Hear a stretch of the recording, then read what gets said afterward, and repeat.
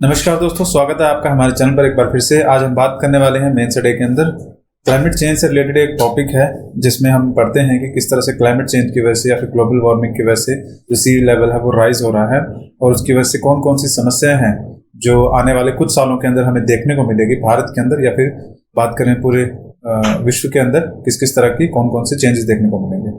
तो आइए बात करते हैं इस विषय पर। शुरुआत करते हैं। पहले जो सवाल है देख लेते हैं किस तरह से आपका क्वेश्चन जो है वो पूछा जा सकता है। Elaborate upon the impact of the rising sea level on the coastal region of the India and also mention the measures taken by the government of India to mitigate the repercussions of the sea level rise. कि भारत के तटीय क्षेत्रों पर बढ़ते समुद्र स्तर के प्रभाव पर विस्तार से चर्चा करें, साथ ही समुद्र स्तर में वृद्धि के परिणामों को कम करने के लिए भारत सरकार द्वारा किए गए उपायों का भी उल्लेख करना है हमें। तो यहाँ पे बात करनी है कि कौन कौन से चीजें हैं जो हमें देखने को मिल रही है सी लेवल राइज की वजह से, बेसिकली कोस्टल एरिया में, तटीय क्षेत्र में, और उसके अलावा कि गवर्नमेंट इंडिया क्या क्या चीजें जो है वो कर रही है ये जो प्रभाव है उनको थोड़ा सा कम करने के लिए। तो देखिए, सबसे पहले बात करते हैं सी लेवल राइज होता क्या है एक्चुअली में। पृथ्वी पे जो वाटर लेवल है, आपका जो ओशंस है, दो चीजें होती हैं।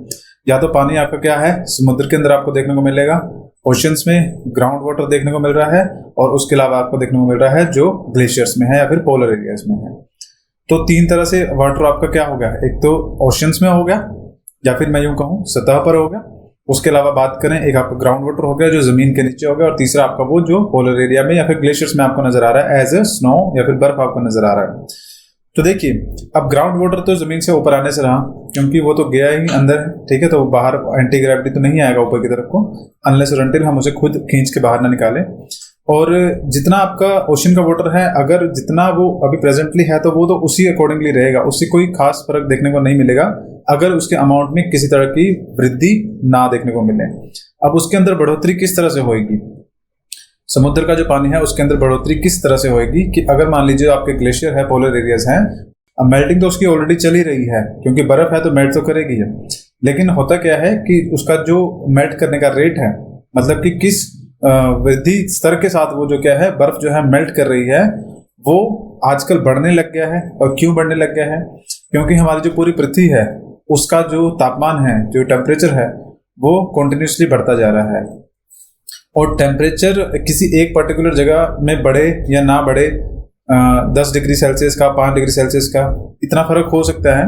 बट अगर हम यूं बात करें कि ऑल ओवर पृथ्वी के, मतलब ऑल ओवर अर्थ पे अगर टेम्परेचर वो राइज कर जाए, आप यूं मान के चलिए कि मैं अगर कहूं कि 1905 में जो अर्थ का टेम्परेचर था वो मैं कहूं कि 13 डिग्री सेल्सियस था एवरेज टेम्परेचर। एवरेज टेम्परेचर मतलब कि पोलर एरिया, ग्लेशियर्स और ट्रॉपिकल एरिया सभी का हम एक एवरेज निकालें, क्योंकि ट्रॉपिकल एरिया, इक्वेटोरियल एरिया, जो भूमध्य जो रेखा के पास का जो क्षेत्र है वहां का तापमान ज्यादा है क्योंकि सनलाइट सीधी पड़ती है। पोलर एरिया की मैं बात करूं तो वहां पे टेम्परेचर माइनस में होता है क्योंकि वहां पे सनलाइट कभी सीधी नहीं पड़ती। तो अगर हम सभी का हम एक एग्रीगेट निकाल के देखें तो हम एवरेज कहेंगे कि 1905 में जो टेम्परेचर रहा था वो अर्थ का एवरेज 13 डिग्री सेल्सियस रहा था, 13 डिग्री सेल्सियस एवरेज टेम्परेचर था। और उसी के हिसाब से समुद्र में पानी था, ग्लेशियर से परफेक्टली अपने पोलर एरिया में वहां पे जमे हुए थे। थोड़ा थोड़ा पानी जो है वो गर्मियों के सीजन में मेल्ट होता था, ओशंस में आता था, फिर बारिश होती थी, फिर ग्लेशियर्स पे जाता था, तो ये सर्कल कंटिन्यूसली चलता रहता था। लेकिन अब मैं कहूं कि 2023 के अंदर जो टेम्परेचर है वो 13 डिग्री सेल्सियस से इंक्रीज करके 15 डिग्री सेल्सियस हो गया है एवरेज टेम्परेचर अर्थ का। तो आप क्या देखेंगे कि लगभग यहाँ पे 2 डिग्री सेल्सियस का जो डिफरेंस है वो देखने को मिला है कि 2 डिग्री सेल्सियस जो है तापमान वो बढ़ा है अर्थ का। अब 2 डिग्री सेल्सियस से क्या फर्क पड़ेगा, आप देखेंगे कि अगर जो पानी 1 डिग्री सेल्सियस पे है तो वो लिक्विड फॉर्म में है, ठीक है, अगर वो -1 डिग्री सेल्सियस पे है तो वो सॉलिड फॉर्म में है। तो आप अब यहाँ पे समझ सकते हैं कि 2 डिग्री सेल्सियस में कितना डिफरेंस आ जाएगा। 2 डिग्री सेल्सियस में इतना फर्क होगा कि जिस हिसाब से पहले जो ग्लेशियर है वो मेल्ट कर रहे थे वो बढ़ जाएगा। अब जितने भी ग्लेशियर्स हैं जो कि एरियाज में हैं, कुछ इस तरह से आप समझिए ये ग्लेशियर है। अब गर्मी से जो बर्फ है वो पिघलेगी, और पिघलने की वजह से ये जो बर्फ पिघलेगी कंटिन्यूसली नीचे एज अ पानी जो है ऐड होती रहेगी। अब आप ये सोच के देखिए कि ग्लेशियर की अगर मैं बात करूं, कॉन्टिनेंट्स जो आपके मान लीजिए आर्कटिक की हम बात करें जो बिल्कुल नॉर्थ में पड़ता है, ये आपकी अर्थ रही, यहाँ पर आपकी ये अर्थ देखने को मिल रही है और अर्थ के ऊपर वाला जो ये हिस्सा है यहाँ पे आपका आर्कटिक है, ठीक है। और नीचे की अगर मैं बात करूं तो यहाँ पर आपको एंटार्क्टिक देखने को मिलेगा। ये दो आपके बड़े बड़े पोलर एरियाज है और या फिर कॉन्टिनेंट भी आप इनको कह सकते हैं। तो यहाँ पर क्या होगा कि यहाँ पर जितनी भी ये जमीन है ये पूरी क्या है, बर्फ से ही ढकी हुई है, नॉर्थ में भी और साउथ में भी कंप्लीटली। आप यूं मान के चलिए कि जिस तरह एशिया है, एशिया कॉन्टिनेंट आप मान लीजिए उतना बड़े साइज का कॉन्टिनेंट है वो, और वो कंप्लीटली बर्फ से ढका हुआ है। उसके ऊपर 10 से लेके 15 फीट की एक मोटी बर्फ की जो चादर है वो बिछी हुई है। अब ये जो बर्फ है, अगर यहाँ पर जो अर्थ का ग्लोबल टेम्परेचर है वो बढ़ना स्टार्ट होता है तो होगा क्या कि मान लीजिए यहाँ पर जो पोलर एरियाज हैं यहाँ पर भी वो 2 डिग्री सेल्सियस का जो तापमान बढ़ोतरी हुई है वो देखने को मिली है। उसकी वजह से क्या होगा, ये जो बर्फ की पहाड़ थे यहाँ पर ये पिघलना स्टार्ट होंगे थोड़ा ज्यादा तेजी से, जैसे पहले पिघल रहे थे उससे ज्यादा तेजी पिघलना स्टार्ट होंगे। और ये जो बर्फ है पिघलने के बाद पानी बनेगी और पानी बनने के बाद ये समुद्र हो जाएगी। अब देखिए ये जो प्रोसेस है नॉर्थ में भी चल रहा है, साउथ में भी चल रहा है। जितने भी पहाड़ के दूसरे क्षेत्र है ऑल ओवर अर्थ में जहां पर भी पहाड़ देखने को मिलते हैं वहां से भी जो ज्यादा ग्लेशियर है वो पिघल रहे हैं। अभी मैंने आर्कटिक और अंटार्कटिक का एग्जांपल इसलिए लिया क्योंकि वहां पर ज्यादा आपको बर्फ देखने को मिलेगी। उनके अलावा अगर कोई और हिस्से की मैं अगर बात करूं तो हमें हिमालय की बात करनी पड़ेगी। हिमालय जो है वहां पर बहुत सारी जो बर्फ है आपको देखने को मिलेगी इन 2 एरियाज के बाद।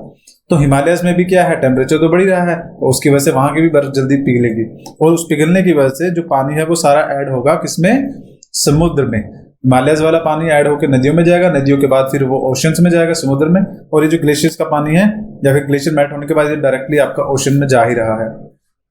अब ये जब आपका समुद्र के अंदर पानी का बढ़ोतरी जो आपको देखने को मिलेगी तो होगा क्या कि उसकी वजह से जो कोस्टल एरिया है, जो तटीय क्षेत्र है ना, कोस्टल एरिया का जो लेवल है वो बिल्कुल बराबर है। एग्जाम्पल के तौर पे अगर हम बात करें कि हम किसी भी चीज की हाइट को जब मेजर करना स्टार्ट करते हैं तो हम उसको समुद्र की हाइट से आप मान के देखिए कि यहाँ पर आपका जो ओशन का वाटर है वो यहाँ तक आ रहा है, ठीक है। ये आपका ओशन वाटर है और इस ओशन वाटर से आगे यहाँ पर जमीन है।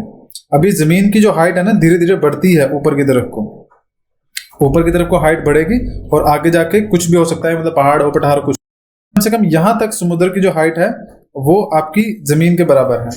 अब अगर लीजिए पानी बढ़ता है तो पानी क्या होगा, ऊपर की तरफ जाएगा। अब यहाँ पर मान लीजिए घर हो गए, कोस्टल एरिया में घर भी होते हैं लोगों के, तो अगर यहाँ घर हो गए तो ये पानी का लेवल बढ़ने की वजह से पानी यहाँ तक आना शुरू हो जाएगा। अब ये यहाँ तक पहुंच रहा है, ठीक है, इस जगह तक पहुंच रहा है। तो ये सारा जो हिस्सा है कोस्टल एरिया में जो घर है वो सब आपको कुछ इस तरह कि वो पानी के बीच में डूब चुके हैं पूरी तरह से। तो अगर ओशन लेवल राइज होता है ग्लोबल वार्मिंग की वजह से और जो कोस्टल एरिया है वहां पे पानी का जो अमाउंट है वो ज्यादा बढ़ता है समुद्र के अंदर, तो उसकी वजह से जो जितने भी ये घर घुर होंगे या सेटलमेंट्स होगी ये सारी आपकी क्या है, डूब जाएगी उसके अंदर। तो अब एक चीज आपको यहाँ पर क्लियर होगी कि सी लेवल किस तरह से राइज हो रहा है ग्लोबल वार्मिंग की वजह से। अब हम देख लेते हैं कि इससे क्या क्या परिणाम देखने को मिल रहे हैं हमें। Rising sea level are a global phenomena that is caused by the various factors such as the climate change, melting of the polar ice caps, thermal expansion of the ocean water. तो कई वजह हैं जिसकी वजह से आपके जो सी level है वो राइज करता है। Possibility of sea level rise in the next 10 years is about 3.2 centimetre in the North Indian Ocean. तो अगर नॉर्थ इंडियन ओशन की बात करें तो वहां पर लगभग 3.2 सेंटीमीटर का जो पानी का राइज है वो देखने को मिलेगा हमें ओशन के अंदर। देखिए ये आपका भारत है, ठीक है। भारत के अंदर जहां पर आपका केरला है, तमिलनाडु है, तो यहाँ पर जो ओशन वाटर है उसमें 3.2 डिग्री सेल्सियस 3.2 सेंटीमीटर का जो राइज है इंक्रीज है वो देखने को मिलेगा। अब सोचने में अगर देखा जाए तो 3.2 डिग्री 3. ऐसा अमाउंट हमें नजर नहीं आता कि इससे कोई बहुत बड़ा फर्क पड़ेगा, लेकिन आप सोच के देखिए इंडियन ओशन भारत को एक पूरे साउथ से साउथ वेस्ट से साउथ ईस्ट से सभी जगह से टच करता है। तो हम किसी एक पर्टिकुलर एरिया की बात नहीं कर रहे हैं कि केरला में ही सिर्फ 3.2 सेंटीमीटर जो है राइज होगा। ऑल ओवर जितने भी कोस्टल एरिया भारत का है उस सभी में 3.2 सेंटीमीटर का राइज देखने को मिलेगा। और 3.2 सेंटीमीटर का राइज का मतलब कि पानी तटीय क्षेत्र में बहुत अंदर तक आ जाएगा, कई किलोमीटर तक अंदर आपको पानी देखने को मिलेगा। क्योंकि जो भूमि आपकी जमीन है जब उसकी हाइट बढ़ती है तो वो एकदम से नहीं बढ़ती है कोस्टल एरिया में, नॉर्मली अगर देखा जाए वो धीरे धीरे करके हाइट इंक्रीज होती है। तो 3.2 सेंटीमीटर अगर राइज होगा सी वाटर तो वो काफी अंदर तक आ जाएगा। और इसकी वजह से क्या, the coastal region of India which are home to the millions of people are particularly vulnerable to the effect of this phenomena. और इस फिनोमेना की वजह से बहुत सारे जो कोस्टल एरिया में क्षेत्र जो प्रभाव है वो देखने को मिलेगा। Overall the impact of the rising sea level on the coastal reason in India can be multi dimensional और द मल्टीफेज। तो इसके कई तरह के प्रभाव हैं, बहुआयामी प्रभाव आपको देखने को मिलेंगे तटीय क्षेत्रों के वहां पर। आगे देखिए, अगर बात करें socio economic, climate change induce displacement, मतलब क्या है इसका कि क्लाइमेट चेंज की वजह से जितने भी तट के आसपास जो क्षेत्र रहते हैं लोग रहते हैं, कोस्टल एरिया में जो लोग रहते हैं, पानी बढ़ने की वजह से उनके घरों के अंदर पानी आ जाएगा और इस वजह से उन्हें क्या करना पड़ेगा, अपने घरों को छोड़ना पड़ेगा। सबसे पहला तो सोशियो इकोनॉमिक इंपैक्ट यही देखने को मिल रहा है कि डिस्प्लेसमेंट हो रही है, लोग क्या है एक जगह छोड़कर दूसरी जगह जा रहे हैं। According to the United Nation refugee agency 50 lakh के आसपास जो लोग हैं वो क्या है डिस्प्लेस हुए हैं due to the climate change. मतलब जो आपका जलवायु के अंदर परिवर्तन हुआ है उस वजह 2021 तक की अगर हम बात करें तो लगभग 50 लाख लोगों ने अपना घर छोड़ के किसी दूसरी जगह पर गए। अब यहाँ पे क्लाइमेट चेंज की बात कर रहे हैं, सी लेवल राइज भी उनमें से एक इंपॉर्टेंट एस्पेक्ट है। बाढ़ होती है, सूखा पड़ता है, ये भी क्लाइमेट चेंज की वजह से है। तो इन सभी की वजह से क्या है ना घर छोड़कर जाना पड़ा। उसके बाद एक अनदर फैक्टर की बात करें, फिशरीज सेक्टर पे इंपैक्ट पड़ेगा। अब लोग अगर अपना कोस्टल एरिया में घर छोड़ के जाएंगे तो उनकी जो आजीविका का साधन है, मतलब कि कोस्टल एरिया के लोग करते हैं क्या है, फार्मिंग एक अलग हिस्सा है, मेजरली जो उनका प्रोफेशन है काम करना है वो मछली पालन ही है, मछली को पकड़ना, मछली पालन करना। तो अगर ये लोगों को अपना घर छोड़कर जाना पड़ेगा, इसका मतलब क्या है, जो फिशरीज सेक्टर है वहां पे वही मछली पकड़ने वाले लोग भी कम हो जाएंगे, मछली पालन का जो काम है वो भी कम हो जाएगा। तो ये फिशरीज सेक्टर जो है उस पर भी इंपैक्ट देखने को मिलेगा। Loss of the livelihood of और the fisheries man and the coastal communities, जितने भी आपके मछुआरे होंगे उनके पास जो आजीविका है वो करने के लिए नहीं रहेगी, काम नहीं रहेगा और उनको इवेंचुअली इस सी लेवल राइज की वजह से अपनी जगह छोड़ के जानी पड़ेगी, उनका एक जो काम है प्रोफेशन है वो भी छीन जाएगा। This would lead to an overall downturn in the marine and the fishery sector, और इस वजह से मैराइन और फिशरी सेक्टर जो क्या है नीचे की तरफ को गिरना शुरू हो जाएगा। और बात करें कोस्टल टूरिज्म की। अब कोस्टल टूरिज्म में क्या होता है, देखिए इस तरह से कोस्टल टूरिज्म आपको नजर, जितने भी तटीय क्षेत्र है वहां पे बीचेस होते हैं, ये बीच है। तो यहां पर क्या होगा, अगर सी लेवल राइज होता है तो क्या होगा, ये जो पानी अभी यहां तक देखने को मिल रहा है पानी, तो यहाँ पर जो कोस्टल, जिसे हम कोस्टल एरिया कह रहे हैं, तटीय क्षेत्र कह रहे हैं, वो तो अपने आप ही सबमर्ज हो जाएगा ओशन के अंदर। तो कोस्टल एरिया तो नहीं बचेगा। अब कोस्टल एरिया नहीं है, तटीय क्षेत्र नहीं है, तो टूरिज्म भी नहीं है, बीचेस जो है वो भी खत्म हो जाएंगे। तो एक राइज की वजह से। आगे अगर बात करें economic loss, the destruction of the infrastructure and property due to the flooding and erosion has resulted in the significant economic loss for the affected communities।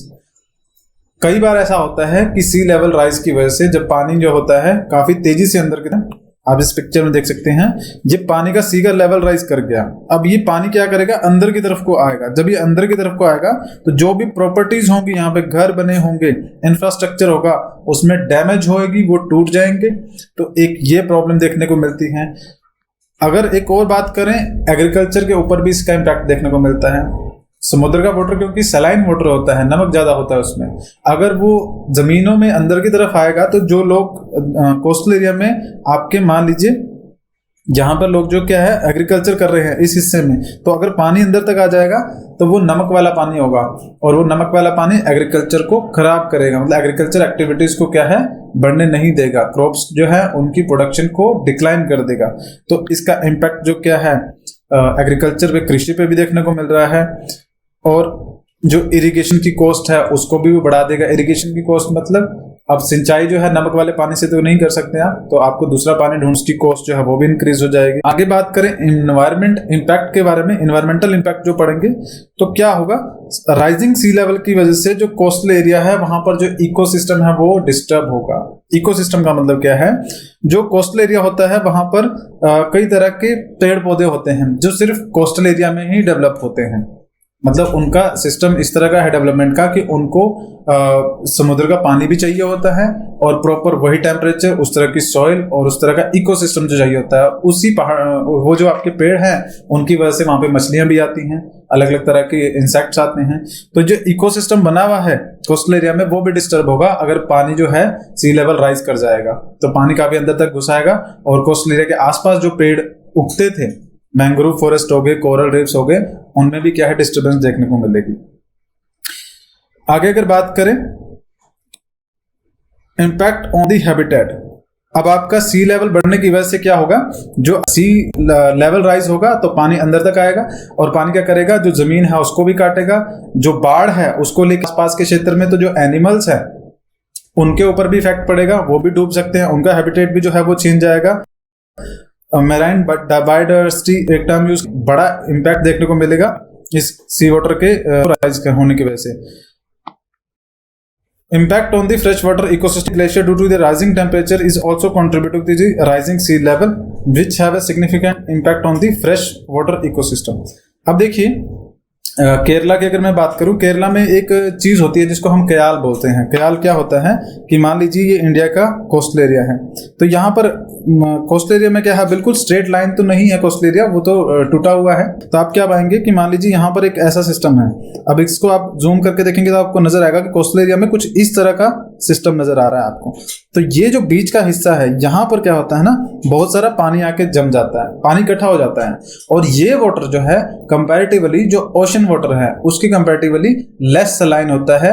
यहाँ पर पेड़ पौधे भी आसानी से उग जाते हैं, क्योंकि सलाइन वाटर में पेड़ पौधे नहीं उग पाते हैं, यहाँ पे पेड़ पौधे भी आसानी से उग पाते हैं, जानवर भी अच्छी तरह से रहते हैं। तो अगर ये इस वाटर को हम कंपैरेटिवली फ्रेश वाटर बोलेंगे, तो अगर यहाँ सी लेवल राइज होता है तो ये सी लेवल अंदर तक घुस आएगा इसमें, और ये जो फ्रेश वाटर वाला जो हिस्सा है उसको भी डिस्टर्ब कर देगा। साथ ही अगर सी वाटर जमीन में बहुत ज्यादा अंदर तक आता है तो वो सी वाटर क्या करेगा, जमीन पर आएगा, जमीन से फिर वो अंदर ग्राउंड वाटर में जाएगा, और ग्राउंड वाटर में क्या है, जो नमक है, नमक का सैलिनिटी जो है उसके लेवल को बढ़ा देगा। तो वो जो फ्रेश वाटर का एक सिस्टम बना हुआ है उसमें भी डिस्टर्बेंस देखने को मिलेगी। आगे अगर बात करें गवर्नमेंट ऑफ इंडिया प्रोटेक्ट करने के लिए National Coastal Zone Management Programme, it was launched Ministry of Environment, Forest and the climate Change in 2015 to promote the sustainable coastal development and adaptation to the climate change, कि इस तरह का infrastructure या development करनी है हमें coastal area में कि हम ये जो सी लेवल राइज है उससे कोस्टल एरिया को बचा सके। ये गवर्नमेंट ऑफ इंडिया का प्लान है। अगर बात करें कोस्टल प्रोटेक्शन इंफ्रास्ट्रक्चर, एक ऐसा इंफ्रास्ट्रक्चर बनाया जाए जो कि इस तरह की जो प्रॉब्लम्स हैं उनसे टैकल किया जा सके। एग्जांपल के तौर पे आप घर बनाइए, लेकिन घर की जो हाइट है उसको जमीन से 2-3 फीट ऊपर रखिए, तो क्या होगा, अभी 3.2 सेंटीमीटर का राइज हुआ है, तो इतने राइज से ये पानी अगर जमीन पर होगा तब तो पानी घुस आएगा, लेकिन अगर जो आपका घर है वो हाइट पर होगा सा, तो पानी नीचे नीचे रहेगा, आपके घरों को इफेक्ट नहीं कर पाएगा।